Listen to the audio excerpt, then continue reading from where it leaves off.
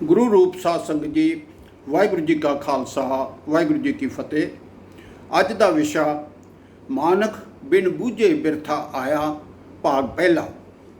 साध संगत जी, असी पहले एपीसोडों के विच ये गल कर चुके हाँ कि जो मनुखा जीवन है ये बहुत बहुमुल्ला है, बहुत कीमती है और कोई आसानी नाल नहीं मिलता।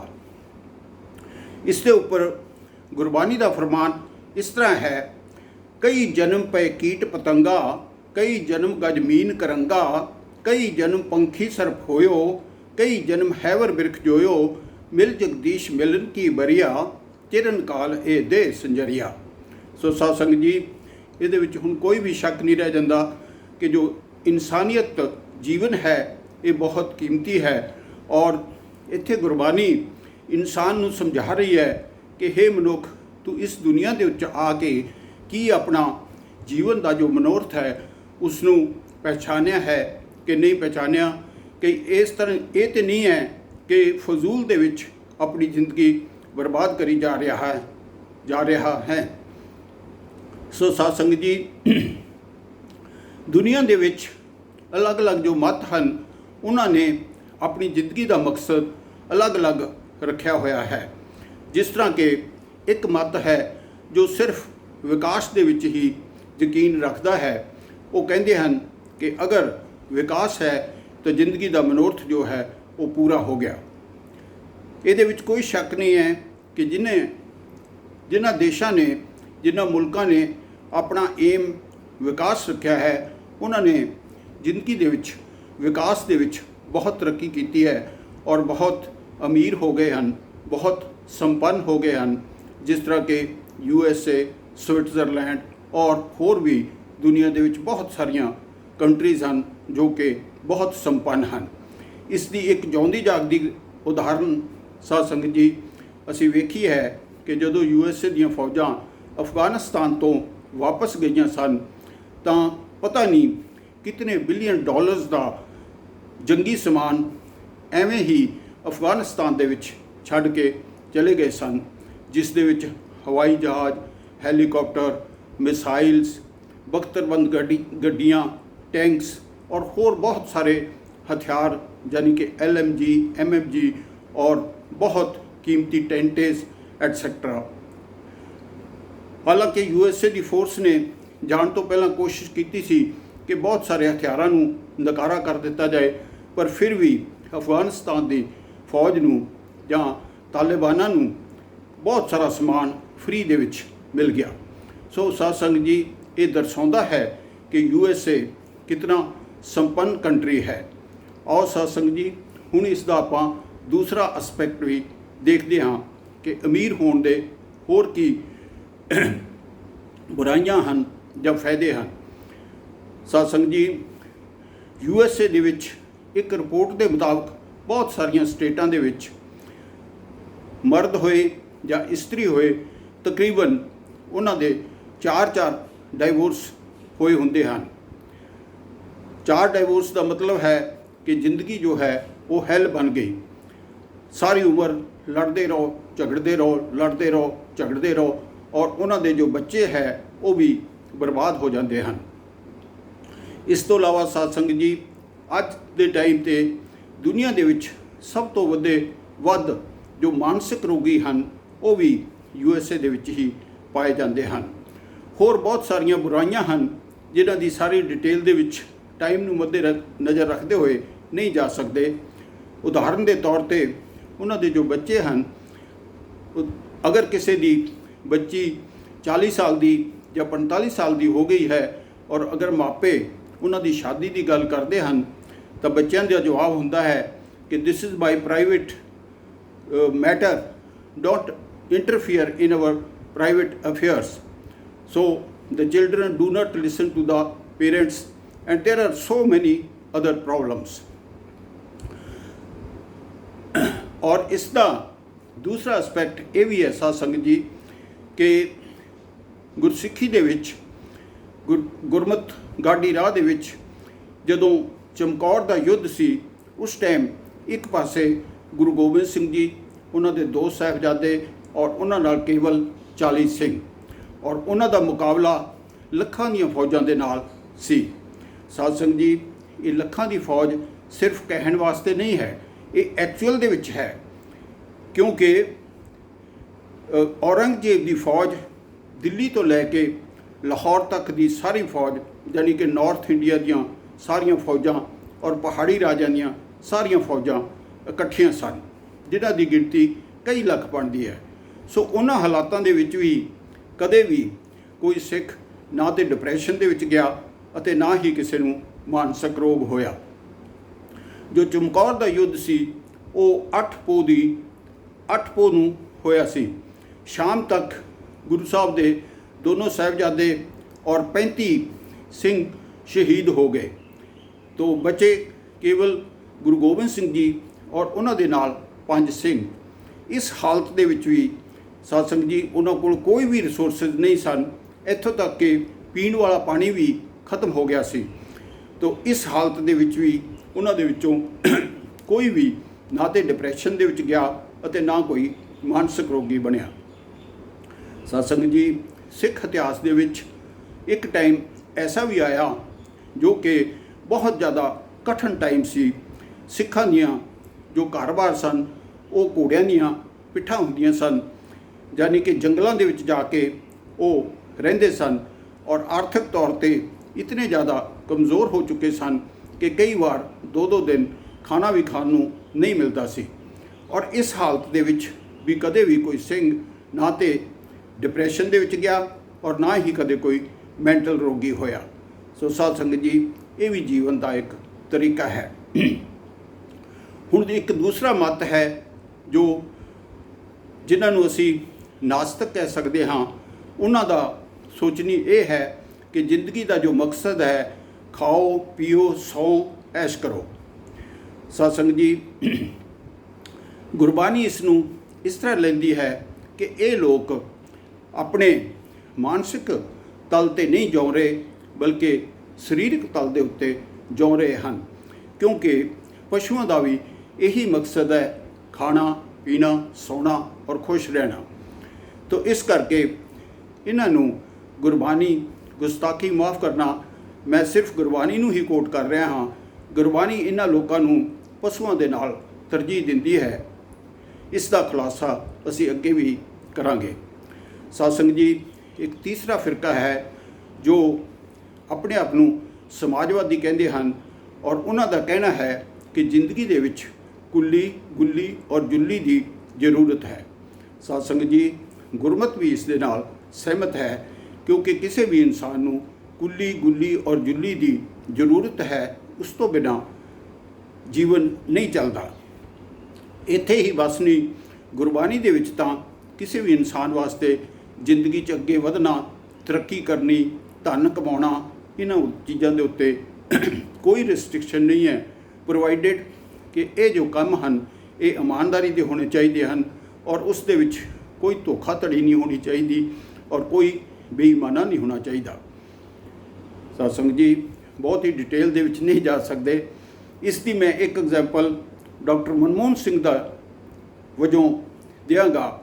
ਡਾਕਟਰ ਮਨਮੋਹਨ ਸਿੰਘ ਵਿੱਤ ਮੰਤਰੀ ਬਣਨ ਤੋਂ ਪਹਿਲਾਂ ਜਾਂ ਦੇਸ਼ ਦੇ ਪ੍ਰਧਾਨ ਮੰਤਰੀ ਬਣਨ ਤੋਂ ਪਹਿਲਾਂ ਬਹੁਤ ਵੱਡੇ ਵੱਡੇ ਅਹੁਦਿਆਂ ਦੇ ਉੱਤੇ ਰਹਿ ਚੁੱਕੇ ਸਨ। ਉਸ ਵੇਲੇ ਵੀ ਔਰ ਵੱਡੇ ਅਹੁਦਿਆਂ 'ਤੇ ਹੁੰਦੇ ਹੋਏ ਵੀ ਔਰ ਅੱਜ ਵੀ ਡਾਕਟਰ ਮਨਮੋਹਨ ਸਿੰਘ ਇੱਕ ਸੰਪੂਰਨ ਗੁਰਸਿੱਖ ਹਨ ਔਰ ਉਹਨਾਂ ਨੇ ਸਾਰੀ ਜ਼ਿੰਦਗੀ ਦੇ ਵਿੱਚ ਇਮਾਨਦਾਰੀ, ਸਿੰਸੀਅਰਿਟੀ ਔਰ ਹਾਰਡ ਵਰਕ ਤੋਂ ਕੰਮ ਲਿਆ ਹੈ। ਸਾਧ ਸੰਗਤ ਜੀ, ਐਸੇ ਹਜ਼ਾਰਾਂ ਹੀ ਗੁਰਸਿੱਖ ਔਰ ਹੋਰ ਬਹੁਤ ਸਾਰੇ ਪਰਸਨੈਲਿਟੀਜ਼ ਸਾਨੂੰ ਮਿਲ ਜਾਣਗੀਆਂ ਜਿਨ੍ਹਾਂ ਨੇ ਕਿ ਆਪਣੀ ਜ਼ਿੰਦਗੀ ਦੇ ਵਿੱਚ ਬਹੁਤ ਤਰੱਕੀ ਕੀਤੀ ਹੈ ਔਰ ਫਿਰ ਵੀ ਆਪਣਾ ਜੋ ਜ਼ਿੰਦਗੀ ਦਾ ਏਮ ਸੀ ਉਸ ਨੂੰ ਨਹੀਂ ਭੁੱਲੇ। ਆਓ ਸਾਧ ਸੰਗਤ ਜੀ, ਹੁਣ ਵੇਖਦੇ ਹਾਂ ਕਿ ਗੁਰਬਾਣੀ ਇੱਕ ਇਨਸਾਨ ਨੂੰ ਕੀ ਉਪਦੇਸ਼ ਦਿੰਦੀ ਹੈ ਕਿ ਹੇ ਇਨਸਾਨ, ਤੂੰ ਇਸ ਦੁਨੀਆ ਦੇ ਵਿੱਚ ਆਇਆ ਹੈ ਅਤੇ ਤੇਰਾ ਜ਼ਿੰਦਗੀ ਦਾ ਜੋ ਉਦੇਸ਼ ਹੈ ਉਹ ਕੀ ਹੋਣਾ ਚਾਹੀਦਾ ਹੈ। ਭਈ ਪ੍ਰਾਪਤ ਮਾਨਕ ਦੇਰੀਆ, ਗੋਬਿੰਦ ਮਿਲ ਕੀ ਇਹ ਤੇਰੀ ਬਰਿਆ, ਅਵਰ ਕਾਮ ਤੇਰੇ ਕਿਸੇ ਨ ਕਾਜ, ਮਿਲ ਸਾਧ ਸੰਗਤ ਭਜ ਕੇਵਲ ਨਾਮ। ਸਾਧ ਸੰਗਤ ਜੀ, ਧਿਆਨ ਦੇਣਾ, ਸਰਮ ਜਾਮ ਲਾਗ ਭਵਜਲ ਤਰਨ ਕੇ, जन्म बिरथा जात रंग माया के। गुरबाणी समझा रही है कि हे इंसान, वो काम कर जिस दे नाल तू आसानी नाल इस भवसागर नूं, संसार नूं पार कर सकता है, और नहीं तो माया दे विच ही तेरा जो जीवन है वो व्यर्थ जा रहा है। और साध संगत जी, गुरबत के अनुसार, गुरबाणी के अनुसार जो माया है वो केवल रुपया पैसा ही नहीं है। माया तो भाव है कि जो इंसान वाहिगुरू अकाल पुरख के रस्ते ते चलता है, उसके रस्ते विच जो भी चीज़ कोई रुकावट डालती है उसनों माया कहा जाता है। जिस तरह के काम, क्रोध, लोभ, मोह, हंकार, इस तो इलावा होर भी बहुत कुछ है। प्रभुता, अपने आप नूं वड्डे दिखाना, वड्याई दे पिछे जाना, ये सारिया चीज़ां जो हैं, जो भगती के मार्ग दे विच रुकावट हैं, ये माया हैं। साध संगत जी, अगे गुरबाणी का फरमान है, 184 जोन सवाई, मानस को प्रभ दी वड्याई, इस पौड़ी ते जो नर चूके, सो आए जाए दुख पाएंदा। असी पहले भी साध संगत जी इस उत्ते विचार कर चुके हाँ कि 84 लाख जूनां दे विचों सब तो जो सरबोर जून है वो इंसान दी है। यही एक मौका है इंसान नूं अपना जिंदगी का मनोरथ पहचानण दा। कबीर साहब तो इसनूं इस तरह बयान करते हैं कि हे इंसान, यही तेरा अवसर, यही तेरी बार, यही तैनूं एक मौका मिलिया है अपने जीवन नूं सफला करन दा। साध संगत जी, 9वें पातशाह श्री गुरु तेग बहादुर जी इस तरह फरमान करते हैं, फिरत फिरत बहुते जुग हारियो, मानस दे लई, नानक कहत मिलन की वरिया, सिमरत कहा नहीं। कि हे इंसान, ये जो मनुखा जीवन है ये पता नहीं किन्ने जुगों तो बाद तैनूं मिलिया है। नानक कहत मिलन की वरिया, सिमरत कहा नहीं। इस जिंदगी दे विच तू उस वाहिगुरू अकाल पुरख की आराधना क्यों नहीं करता। अगे 5वें पातशाह सानू इस तरह समझा रहे हैं, प्राणी तू आया लाहा लैन, लगा कित कुफ कड़े, सब मुक्ति चली रहन। कि हे इंसान, तू किस काम वास्ते इस दुनिया दे विच आया है और किहड़े विकार दे कामां विच अपनी जिंदगी नूं बर्बाद कर रहा है। साध संगत जी, अगे गुरबाणी का फरमान है, आयो सुन पढ़न को बाणी, नाम विसार लगे अन लालच, बिरथा जन्म प्राणी। और जो अपने आप नूं साध संगत जी कहते हैं कि जिंदगी का जो जीवन मनोरथ है वो सिर्फ खाना पीना, सौना, हसना, खेडना और खुशियां मनाउणियां, उन्हां दे वास्ते गुरबाणी का फरमान इस तरह है, रैन गवाई सोए के, दिवस गवाया खाए, हीरे जैसा जन्म है, कौड़ी बदले जाए। और साध संगत जी, जिस तरह पहले दास ने कहा सी, गुरबाणी ये गल कह रही है, मैं खुद नहीं कह रहा, कि उन्हां दा जो जीवन है वो सिर्फ पशुओं वाला जीवन है, कि पशुओं का भी यही काम है, खाना पीना, सोना, हसना, खेडना। और गुरबाणी इसकी तस्दीक करती है। साध संगत जी, इस दुनिया दे विच आके जो इंसान है वो वाधू दी शौहरत दे पिछे, नाम दे पिछे, वड्याई दे पिछे भजदा है। इंसान नूं वड्डे घर, वड्डियां कोठियां, वड्डियां कारां दे पिछे हमेशा भजदा है और अपने जीवन के लक्ष्य तो थिड़क जाता है। इसनूं गुरबाणी इस तरह समझाती है, मनमुख नाम विहूणिया, रंग कुसंबा देख न भुल, इसका रंग दिन थोड़िया, शोशा इसका मुल, दूजे लगे पचमुए, मूर्ख अंत गवार, विष्टा अंदर कीट से, पे पचे वारो वार। सत्संग जी, जिस तरह कि कुसंबे का रंग है वो बड़ा आकर्षक रंग है और बड़ा मन नूं भाउंदा है, लेकिन वो मुरझाण लग्या भी बहुत जल्दी मुरझा जाता है। तो इस तरह ये दुनिया के रंग तमाशे हैं। तो गुरबाणी सानू सुचेत कर रही है कि इस दे विच फस के अपना जीवन बर्बाद ना करो। साध संगत जी, अगे जो इंसान इस मनुखा जन्म दे विच आके परमात्मा नूं नहीं याद करते या नाम दे नाल नहीं जुड़ते, उन्हां दे बारे श्री गुरु तेग बहादुर जी श्री गुरु अर्जन देव जी, श्री गुरु अमरदास जी और बाबा फरीद बड़े ही कठोर शब्द इस्तेमाल करते हैं। सो साध संगत जी ध्यान देना और थोड़ा सुनने का मादा भी रखना।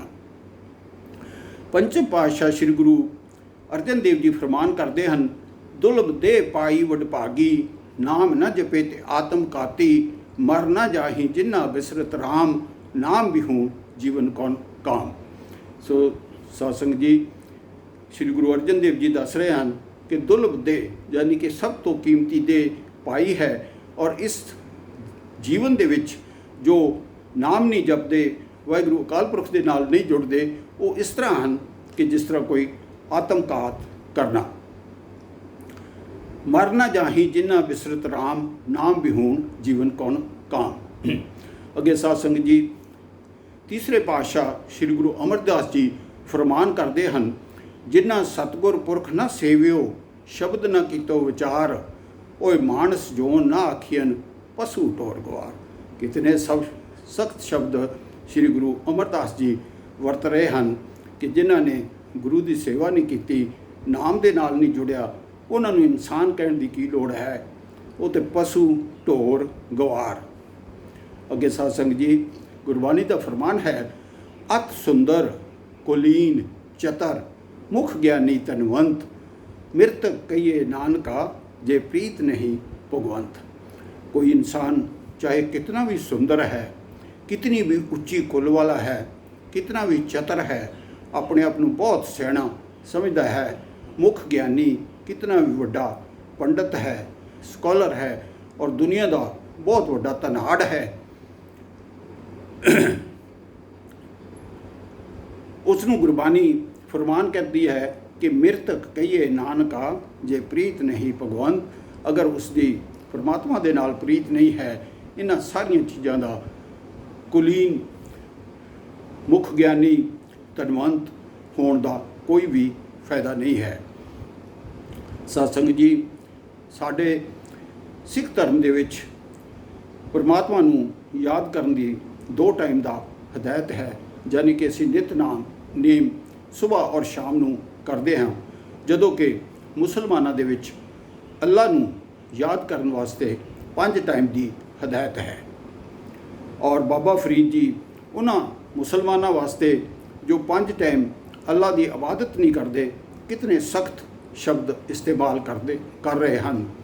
फरीदा बे नवाजा कुत्तिया, ए ना भली रीत, कभी चल न आयो पंजे वक्त मसीत। सो साध संगत जी इतने कठोर शब्द अगर बाबा फरीद ने ना वरते होंदे तो दास नहीं कह सकता सी। फरीद साहब कह रहे हैं कि जो इंसान 5 वक्त मुसलमान अल्लाह नूं नहीं याद करते, उन्होंने कुत्ते दे नाल तरशीह दी है। साध संगत जी अगे बाबा फरीद और गुरु नानक देव जी इंसान नूं किस तरह समझा रहे हैं। इंसान इस दुनिया दे विच आके झूठी शौहरत के पिछे, प्रभुता के पिछे, अपनी उडियाई के पिछे पै जाता है और अपना जीवन जो है बर्बाद करता है। जिस तरह के अगर किसी बंदे का कारोबार तो है शराब का धंधा, लेकिन बहुत वड्डे वड्डे लंगर लगाने हैं, क्योंकि सिर्फ नाम होना चाहिए है कि 100 एंड 100 परसन ने बहुत वड्डा लंगर जलेबियों का लगाया और पता नहीं क्या कुछ वो करते हैं। ये सिर्फ अपनी शौहरत की खातर, अपनी पगड़ी की खातर ये सब कुछ इंसान करता है और गुरबानी इसनूं कोई ज़्यादा तरजीह नहीं देती। इस दे उपर बाबा फरीद जी का फरमान है, फरीदा मैं भलावां पग दा, मत मैली हो जाए, गैला रूह न जानी, सिर भी मिट्टी खाए। तो फरीद साहब सानू समझा रहे हैं कि तू किस पगड़ी के चक्रां दे विच है, किस झूठी शान दे पिछे पिया होया है। ये जिहड़ा तेरा सिर है जिस दे उपर पगड़ी ने सजना है, ये भी एक दिन मिट्टी दे विच ही रल जानी है। और बाबा नानक सानू किस तरह सुचेत करते हैं, नानक दुनिया की वडियाइयां अगी सेती जाल, ਇੰਨੀ ਜਲੀ ਨਾਮ ਵਿਸਾਰਿਆ, ਇੱਕ ਨਾ ਚਲੀਆਂ ਨਾਲ। ਸੋ ਸਾਧ ਸੰਗਤ ਜੀ, ਗੁਰੂ ਨਾਨਕ ਦੇਵ ਜੀ ਸਾਨੂੰ ਸਮਝਾ ਰਹੇ ਹਨ ਕਿ ਇਹ ਜੋ ਫੋਕਟ ਦੀਆਂ ਦੁਨੀਆ ਦੀਆਂ ਵਡਿਆਈਆਂ ਹਨ, ਇਸ ਦਾ ਕੋਈ ਮਤਲਬ ਨਹੀਂ ਹੈ। ਹੇ ਇਨਸਾਨ, ਤੂੰ ਇਸ ਦੁਨੀਆ ਦੇ ਵਿੱਚ ਆਇਆ ਹੈ, ਤੈਨੂੰ ਇਹ ਦੁਰਲਭ ਜੀਵਨ ਮਿਲਿਆ ਹੈ। ਆਪਣੇ ਜੀਵਨ ਦੇ ਲਕਸ਼ ਨੂੰ ਪਛਾਣ। ਅਗਰ ਤੂੰ ਇਸ ਲਕਸ਼ ਨੂੰ ਨਹੀਂ ਪਛਾਣੇਗਾ ਤੇ ਫਿਰ ਗੁਰਬਾਣੀ ਠੀਕ ਹੀ ਕਹਿ ਰਹੀ ਹੈ ਕਿ ਮਾਨਕ ਬਿਨ ਬੂਝੇ ਬਿਰਥਾ ਆਇਆ। ਸੋ ਸਾਧ ਸੰਗਤ ਜੀ, ਟਾਈਮ ਦੀ ਵਜ੍ਹਾ ਨਾਲ ਬਹੁਤ ਹੀ ਡਿਟੇਲ ਦੇ ਵਿੱਚ ਹੋਰ ਨਹੀਂ ਜਾ ਸਕਦੇ।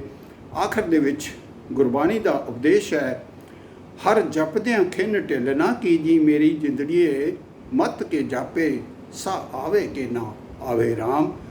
ਬਾਬਾ ਨਾਨਕ ਤੇ ਸਾਨੂੰ ਇਹ ਸਮਝਾ ਰਹੇ ਹਨ ਕਿ ਜੋ ਦਮ ਸਾਡੇ ਮੂੰਹ ਦੇ ਵਿੱਚ ਹੈ, ਉਹੀ ਦਮ ਸਾਡਾ ਹੈ। ਅਗਲੇ ਦਮ ਦਾ ਕੋਈ ਭਰੋਸਾ ਨਹੀਂ।